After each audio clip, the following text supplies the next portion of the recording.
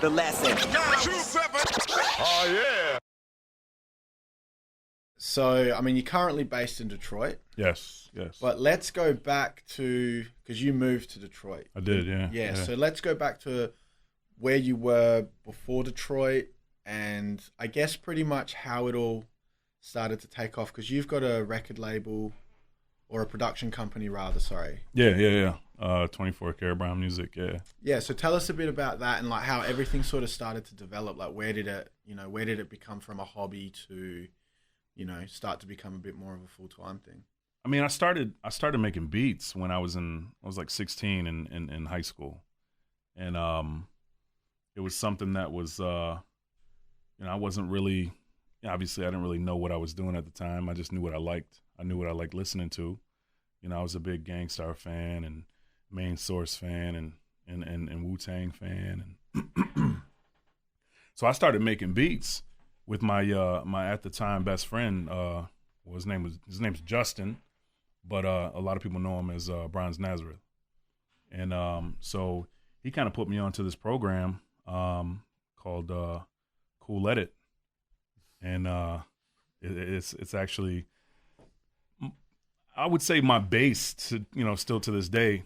I mean, I add a lot to it. I do a lot of things differently with it, but it would be my base to this day. But yeah, he put me on that, and we would just sit up and make beats all the time, and for years and years, I would consider myself a bedroom beat maker. You know what I'm saying? Like a basement beat maker, not necessarily a producer. You know what I'm saying? Like I liked music. I enjoyed listening to music, but I needed to like put myself in there. You know what I'm saying? I needed to become a part of it, not just a listener. And so I think from about 96 till about 2007, I didn't really do anything with my beats. I just made beats and just kind of stockpiled, you know what I'm saying? And didn't really show them to anybody till about 07. My cousin was like, yo, man, I accidentally let him hear something. And he was like, that's you? And I'm like, yeah, man, that's, something I've been doing for a while. And he didn't know. And he's like, dude, man, what are you doing, man? Like, I didn't think there was a fan base for what I did. I didn't think, I guess I was listening to the radio and watching TV, watching videos on TV back when there was videos on TV. I didn't really think that there was a fan base for what I did, the type of music, the type of sound that I made. So I just actually quit in 05 and 06. I didn't touch a beat in those 2 years because I was done. Like, I'm not going to do this anymore. There's no fan base for what I do. Then he kind of schooled me to that, man. He kind of hit me to the whole, underground scene and the fan base there is for like boom bap and, real hip hop. And I was like, cool, man. I started making beats again. And I had to start showing people, man. And so I did a couple showcases and didn't really know what to expect. My first showcase was with it was something that DJ House Shoes put on. I'm sure everybody knows who Shoes is. Shoes put it on and brought me into it, and I did it, and the response was crazy. The people were like, yo, who is this dude? What is this? This is crazy. And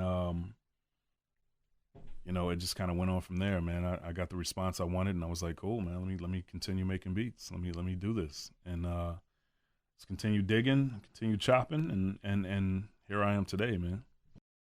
Now, you made the point that you didn't consider yourself a producer at that point. Yeah. Just a beat maker.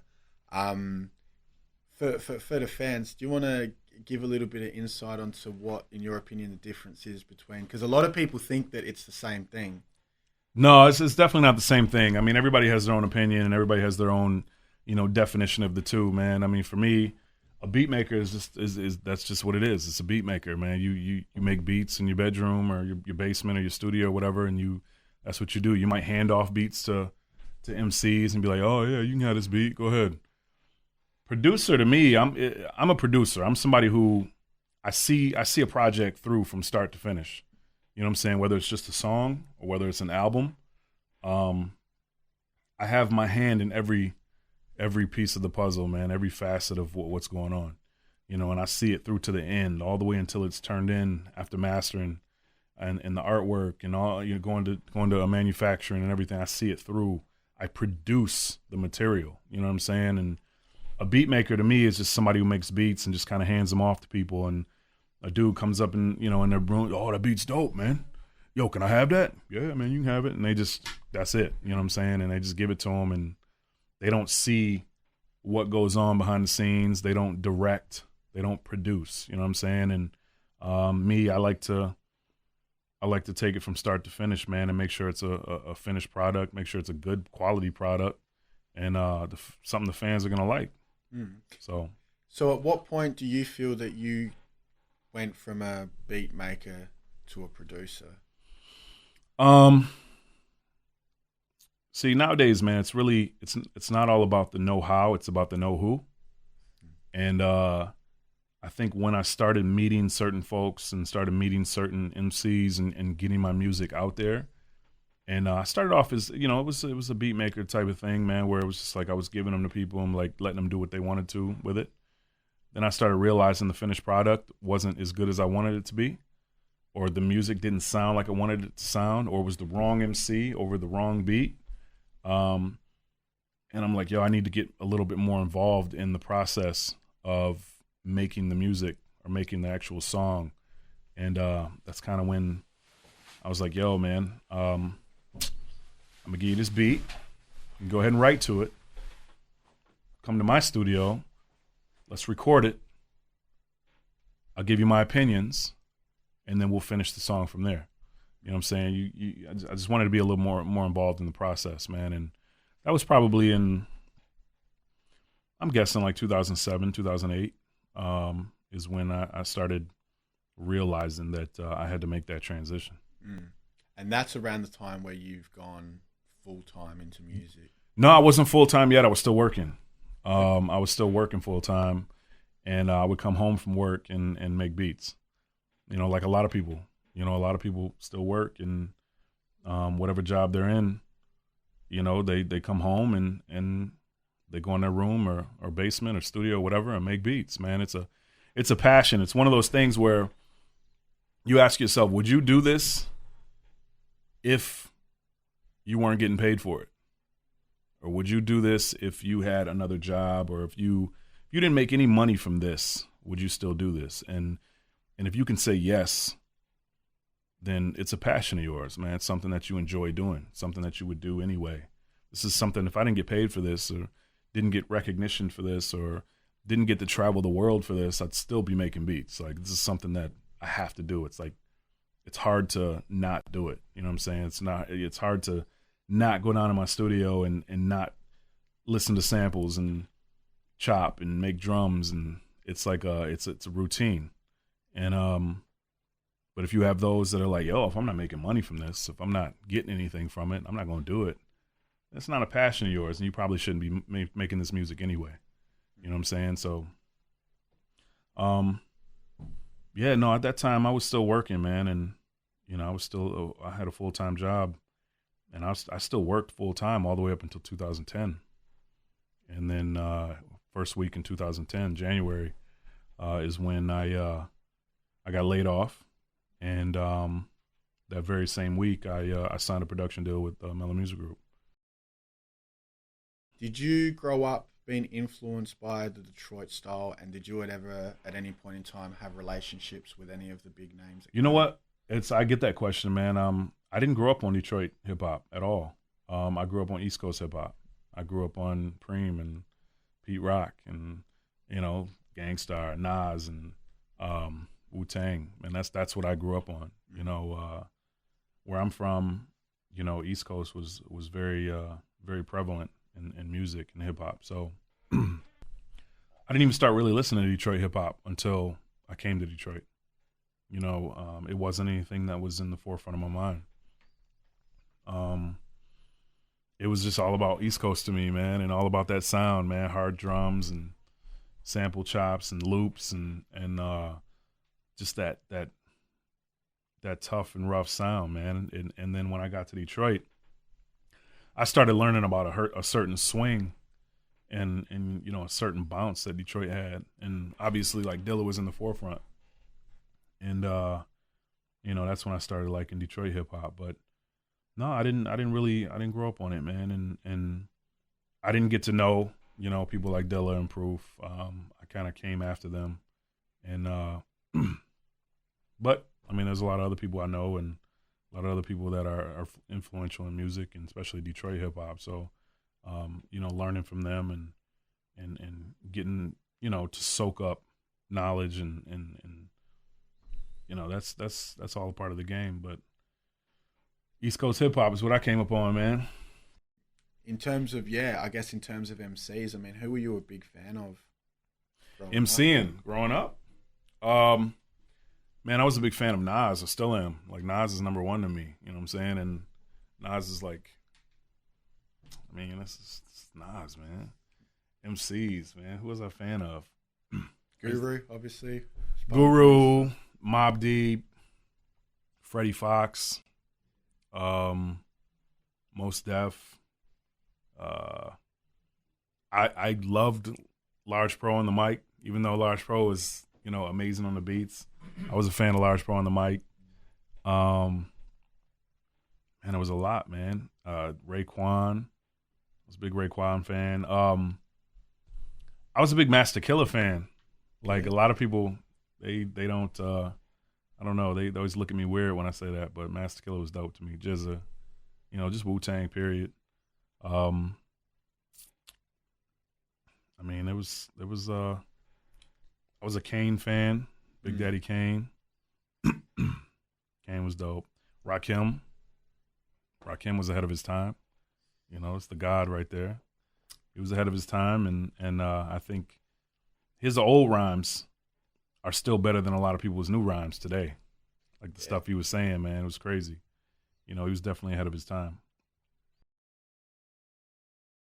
So on the note of Wu-Tang, because you did something with Ghostface at some point. So tell us a little bit about that project and what it was like working with someone that you know grew up listening to. I mean, you know what? That Ghostface album was probably the hardest album I ever made, because it was originally not my album.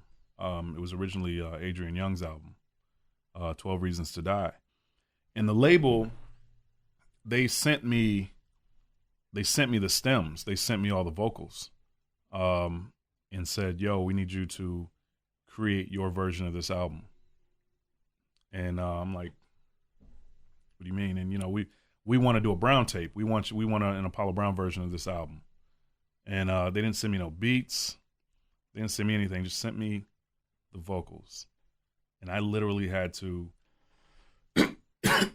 I literally had to figure out BPMs, bars, everything, you know, from scratch, man. I've always made, you know, like most producers, you know, or anything, just artists, period. You make a song, beat first, throw the lyrics over the beat.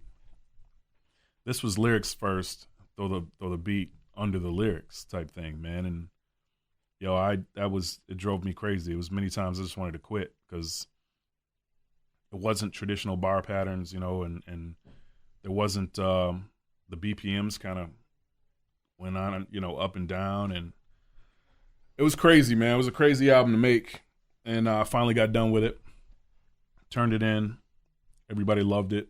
It's called the Brown Tape, I guess, and it was just one of those things that it was really hard to do, but when I was done with it, I was proud of the sound of it. I was proud of the sonically, you know, where it went. It was real dirty, and I was proud of it, man. Everybody loved it. I think a lot of the fans of the original album, they always praised me for it, man. So it was something that was, a lot of people think it was a remix or something, or it wasn't a remix album. It was just my version of the album. I was asked to do a version to couple it up with Adrian Young's version. So it turned out well. It was supposed to be just a tape release, the Brown Tape. So, but it did so well that they put it on CD, digital, and vinyl too. So it came out good. It was dope. You weren't in the studio with Ghost, or no. I didn't get in the studio with Ghost at all. Literally did the did my version, and we went to New York and mixed it in the studio. Me and Fame from MOP mixed the album in the studio. So did that lead to developing a relationship at all, or it was just a matter of going through his record company? There's no sort of. I mean, we have a very, I've talked to Ghost a few times, and we've sat and had conversations in the hotel, and he's a big fan of my version, and but as far as a relationship going forward, I don't know, maybe, we'll see. Now, one of the things that I said in the phone interview when we did the other one a few nights ago is, how you work with golden era dudes as well as new dudes, and tying in with the Ghostface thing. You've probably seen it online, the whole Bronson Ghostface thing that's been going down. I mean, first of all, are you a fan of Bronson? I'm a fan of both of them. So am I, and you know what? To be honest, so are probably a lot of people. Yeah. I mean, obviously they have similar tone of voice, and that they have a very very distinct similarity. Like they, to me, sometimes I can't tell the difference, man. To be honest with you, like, and I hate when people are like, man, if you're not a true Ghost head if you can't tell the difference, or if you're not a true Action Bronson head if you can't. Dude, I don't care what you say. There's been times where I'm hearing a song and I'm like, yo, Ghost? That's a new Ghost joint? And it turns out to be Action Bronson. But, they're both dope to me. They both have good content. They both have good voices, delivery. They're both dope. Yeah, well, I think that's what makes it so interesting. I mean, I'm in a similar boat where I'm a big fan of both. Yeah. They're both very good at what they do. It's just that one's from this era and one's from the current era. Yeah. Now, you would have seen... but both still relevant. Most definitely. Very relevant. Absolutely, most definitely. And, ideally will be for quite a long time still. No, you would have seen I think it was ESPN, where it kind of all... Yeah. Where it all happened. I kind of felt like... Because I watched it a few times, and I kind of felt like maybe he's heard that so much. Like every interview. Yeah, it was the wrong platform though. You know what I'm saying? That was definitely like, if the one platform that you don't, like, you're on TV, national TV, man, that's kind of the one platform that you probably wouldn't talk about that on or say anything about that on. But I can understand where he's coming from. He probably gets bugged about that all the time, and I don't know. I'm not in his head, man. So, Now I agree. It was a big platform. You want to keep things pretty squeaky clean. Yeah, no doubt. On things like that. I do kind of feel like maybe he got baited into it a little bit. Probably. Most people do. Yeah. And he just had a lapse of concentration for a second and just got fed up and, expressed his thoughts. Mm-hmm. Now, as epic as that was, because when I saw that, I was like, whoa, taking shots at the Ghost is just not really something that you do. So I kind of look at dudes like Ghostface as they just have immunity from, Yeah, no, it's definitely, I agree. There's a lot of artists from yesteryear that kind of have, definitely an immunity. Now, as interesting as that was, the thing that I found most entertaining as a fan, and which I thought was really cool, was I'm not a big fan of video blogs when people are talking shit. Mm-hmm. But you would have seen his video. Yeah, his video blog was tell it. Crazy. My personal thoughts with the, was it Teddy Pendergrass in the background, and holding up his sweats, getting down, kind of looking at him. Like, that was crazy. Yeah, tell us your thoughts about what you thought of the blog. I thought it was very interesting. I watched it a couple times and I chuckled a little bit. I thought it was funny, and it was just, it was interesting for hip hop. I think all feuds and battles and stuff like that are interesting for hip hop. It kind of makes people listen, kind of makes people tune in. People who are otherwise not tuning in and maybe disinterested or even just bored with hip hop, man, it kind of gets them to tune in a little bit. And I think it was good for hip hop, but I mean, he took it certain places that, he probably shouldn't have, or most people shouldn't. And, but that's them, man. I don't know. It was interesting. I chuckled. I'm still a fan of both of them to this day, man. Do you think that, on the topic of like things in an era where things do escalate pretty quickly and get out of hand, do you think that a lot of that is attributed to like things like Twitter and the social media platforms of people just? I think people have, you got internet tough guys now, man. People who kind of flex their balls a little bit when, they're on Twitter or Instagram or Facebook or whatever, but then, in person, they're totally different people. Unless they have a bunch of dudes around them or whatever. It's just, I think it gives people a little bit more confidence to say the things they want to say and not really think about the repercussions because they're behind a computer and they don't think people will catch up with them. I'll just say Hex Murder is a big example of the type of person not to cross even on a computer.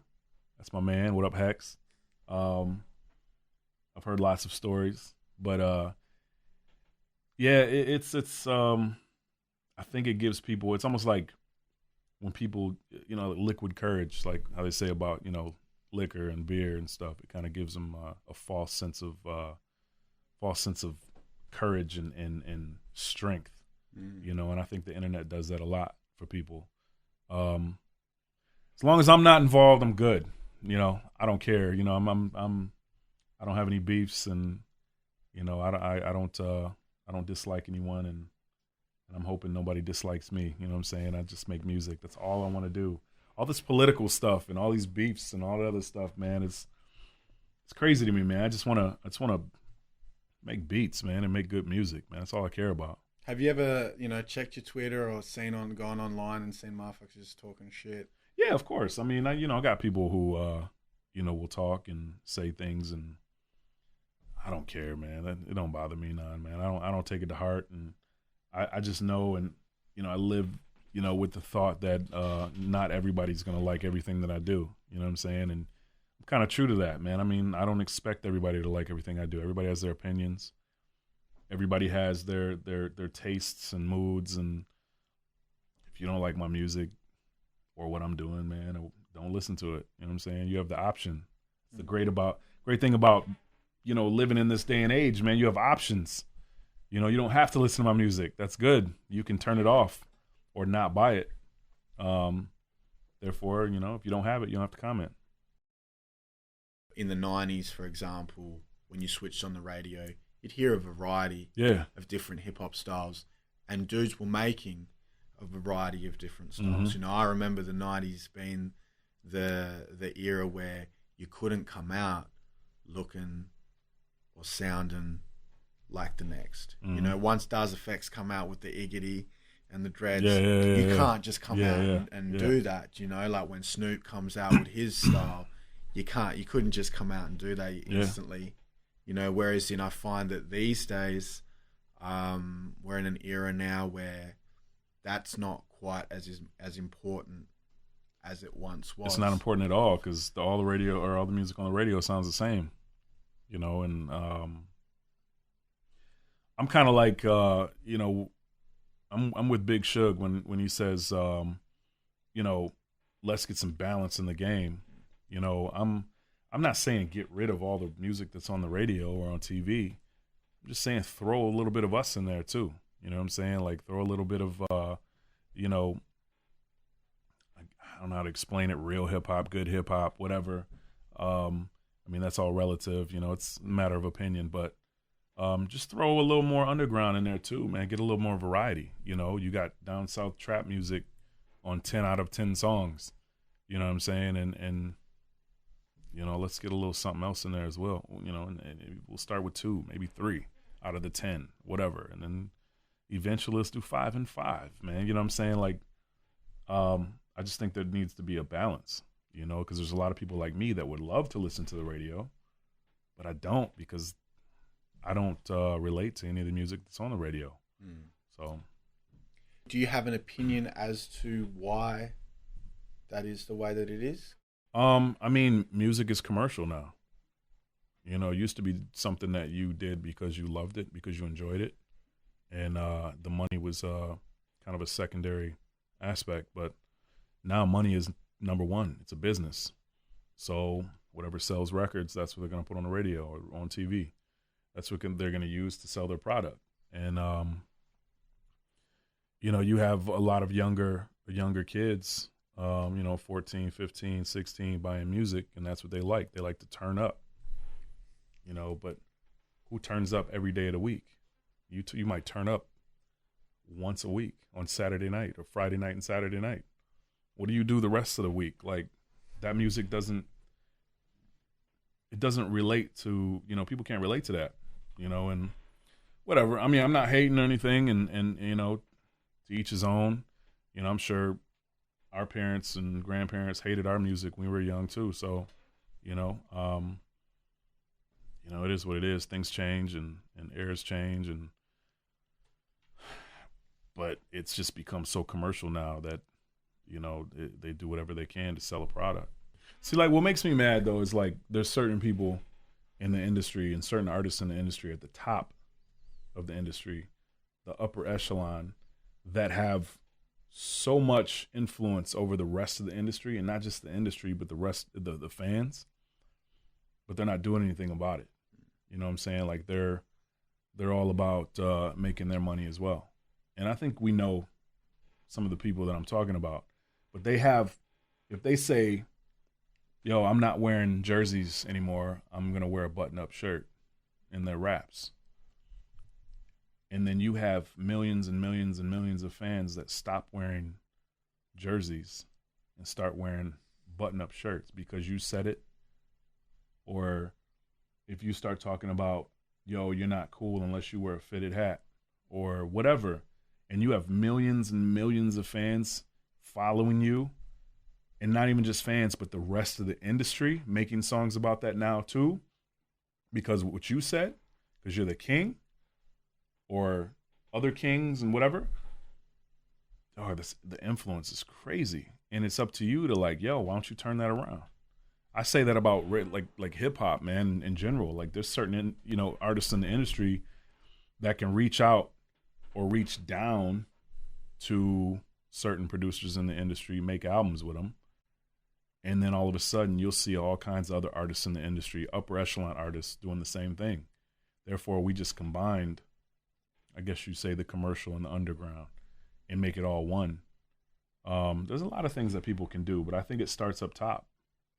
You know, I think it starts up top, and not even just not the execs, but the upper echelon artists, the people who have pull and influence in the game.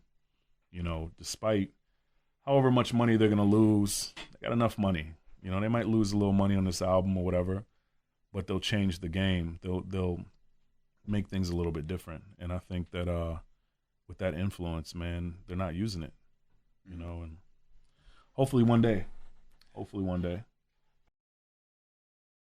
So, you know, talking about these big artists or these artists that are getting, you know, lots of push on commercial platforms and whatnot, whether it be radio or TV or whatnot. Arguably, some would say that Drake at the moment has the biggest influence in hip hop, or the biggest following or whatnot. He would be one of them to me. Yeah. I personally think Jay-Z has the biggest influence in hip hop. I think whatever Jay-Z says goes. You know what I'm saying? Like, you know, I'm a fan of old Jay-Z, but, you know, not so much his newer music. But I think that he is one of the most important figures in hip hop. And I think that if he tells, if he says to do something, or if he raps about something on his song, you know, where he's glorifying a product or a way of life, I think a lot of people will follow, artists and fans alike. So I think that he has a certain responsibility to change certain things, you know, him and others like Drake and Lil Wayne and, you know, certain people who are at the upper echelon. I'm big Jigga fan. Like, I'm not actually a Drake, me personally, I'm not, I couldn't consider myself a Drake fan. Mm-hmm. I don't pick up all his stuff, constantly checking for it. But recently he had I don't know if you're up on it, but he had I guess an on record beef with Meek Mill. Are you familiar with that? Now you've heard the joints. Tell us your thoughts on just that whole situation and who you feel, had the better tracks and. I guess for me, like if you're in a battle to me is about skills, and it's about MCing and word playing and punchlines, and making people go ooh and ah. I personally don't think Meek Mill was up for that challenge with Drake, because despite Drake being, the singy songy type dude, and for the ladies and whatever, Drake can spit, and he always could, and you don't really lose that. I mean, he can spit, and when he wants to, he can murder you on a track. I don't think that was some of his best work. I think he could have did more or better than that. That wasn't the best battle I've ever seen or anything like that. But I just don't think Meek was ready for that. And I don't think he can. There's nothing that Meek can come up with in his mind and write down on paper and record to battle Drake. Which is interesting because Meek comes from the battle background. And he can't mess with Drake, man. Just can't do it. Not to mention, I didn't understand anything he was saying. So yeah, don't get me wrong. I agree in regards to these particular tracks. Yeah, I think Drake had it. Oh yeah, Drake won. Easy. Drake won. But I was surprised that it was so convincing. I would have expected at least maybe like it was debatable. I don't think it was. No, there wasn't even a question. It wasn't even But I mean, they're both doing their thing, and they're both making lots of money and putting out music. And I mean, Meek's dating Nicki Minaj, man. I mean, there's no loser in this situation, really. You know what I'm saying? So, whatever. What's that line? It's on Back to Back. It's like Twitter. Was it Twitter fingers? Twitter fingers. Was it trigger fingers? Trigger fingers turn to Twitter fingers. That's just that was funny, man. That was a good line. And then the line after is, now you're getting bodied by a singer. Yeah. Because he even, he knows people refer to him as a singy songy dude, man. And he told him, "Dog, you getting bodied by a singing." I'm like, wow, he even acknowledged it. You know what I'm saying? But that made it even better. Like, well, personally, that line kind of. Yeah. That iced it for me. Yeah, that was crazy, But those, like I said earlier, man, those beefs and those feuds are good for hip hop, man. Would you put that? You mentioned before it wasn't like the best battle you've ever seen, but if you talk about battles on song, so on tracks, would you consider that a classic or a top 5? Do you think it's something that people? No, it's not.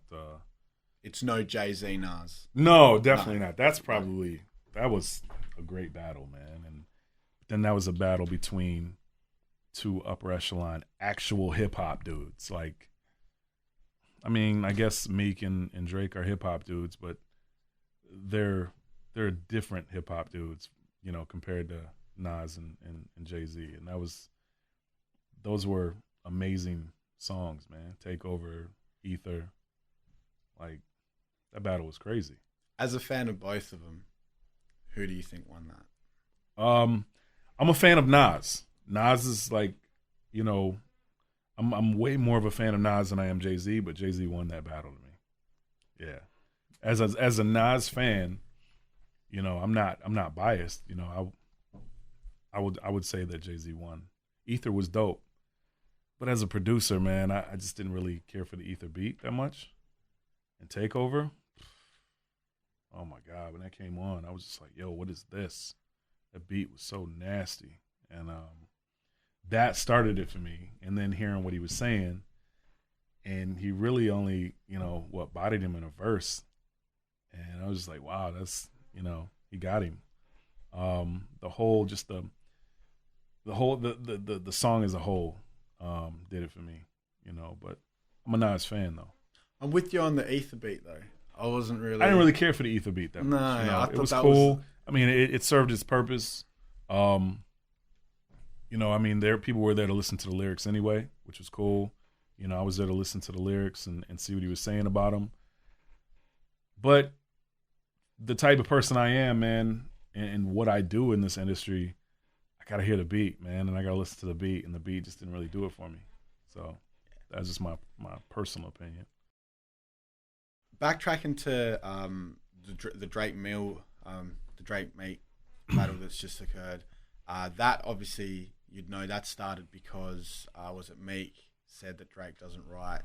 Yeah. What's your opinion on people having ghostwriters? I know ghostwriters, and I know people who have ghostwriters, and you know, it's whatever, man.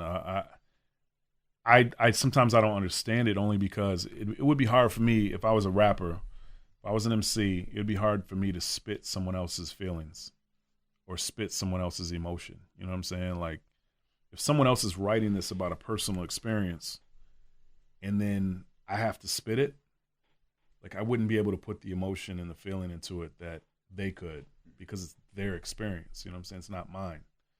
So that I couldn't understand. You know, I've always questioned, like, how do you spit something that somebody else wrote? You know, but I mean, people do it every day. You know what I'm saying? And it happens, and it works, and it's all over the radio and all over TV. And some of your favorite rappers probably have experimented in it either way, whether they're the ghostwriter or the ghostwritee.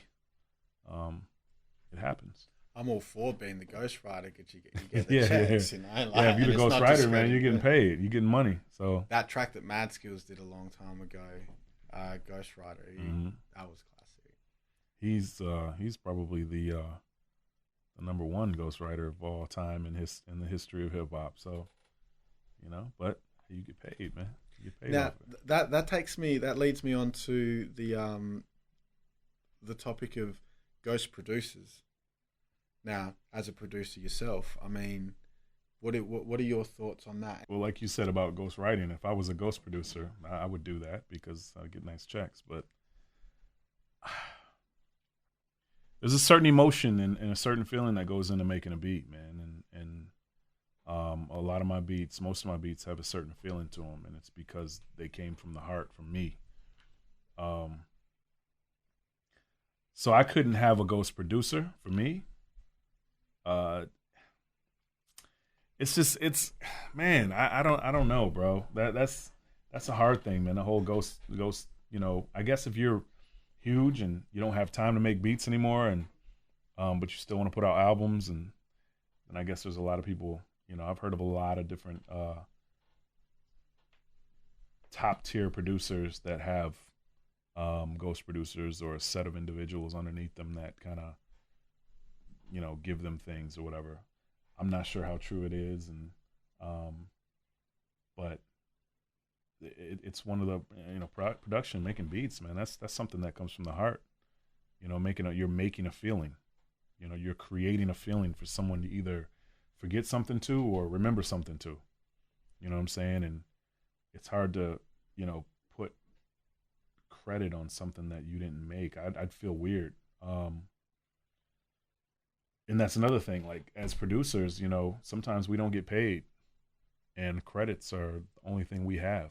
So it would actually be hard for me to be a ghost producer for somebody else, because if I made that beat that you're hearing right now and somebody else has their name on it, but I know I made that beat and I can't say anything because I signed a confidentiality clause or something like that would hurt my heart, because that's my beat. And sometimes as producers, all we have is our credits.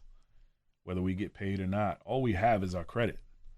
You know, at least just give me the credit that I made that beat, you know, and so when people watch or look at the liner notes or inquire who made that beat, they know who did it. Somebody could tell them, Apollo Brown made that beat. So I don't know, man. The whole ghost subject is touch and go, and you know, it affects different people differently, you know. And for me, even with writing or producing, it all comes down to emotion and feelings, and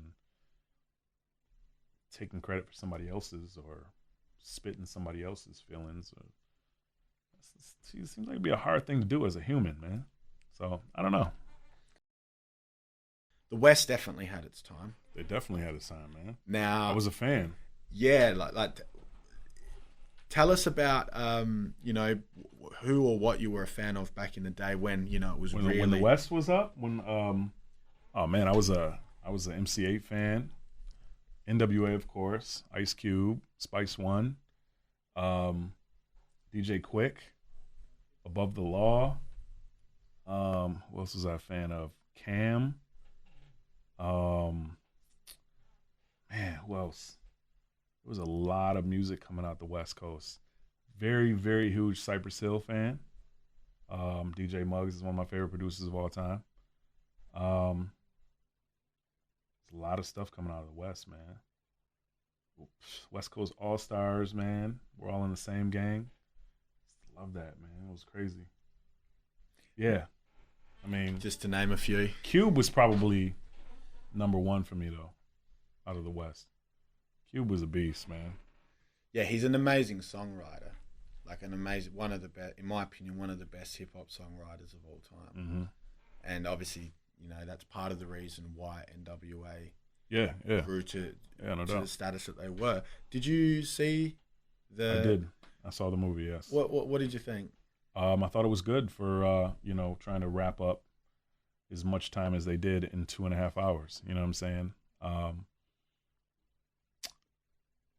mean, you kind of got to go into it just being a hip-hop fan, not really being an NWA fan. I think if you're a really big NWA fan, you'll go into it with more of a critical mind.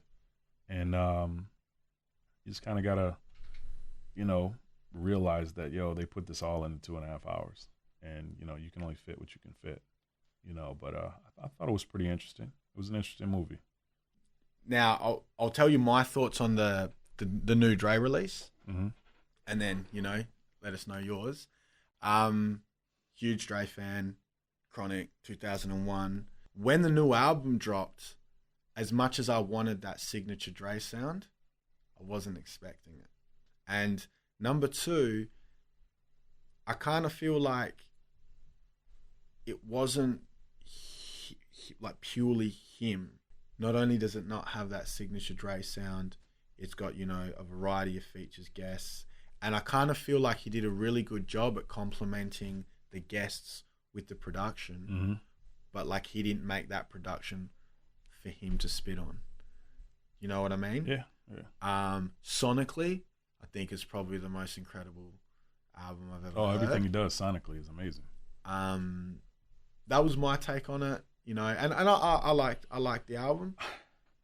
I can't really give you a take on it because, you know, I've never just really sat down and listened to the album.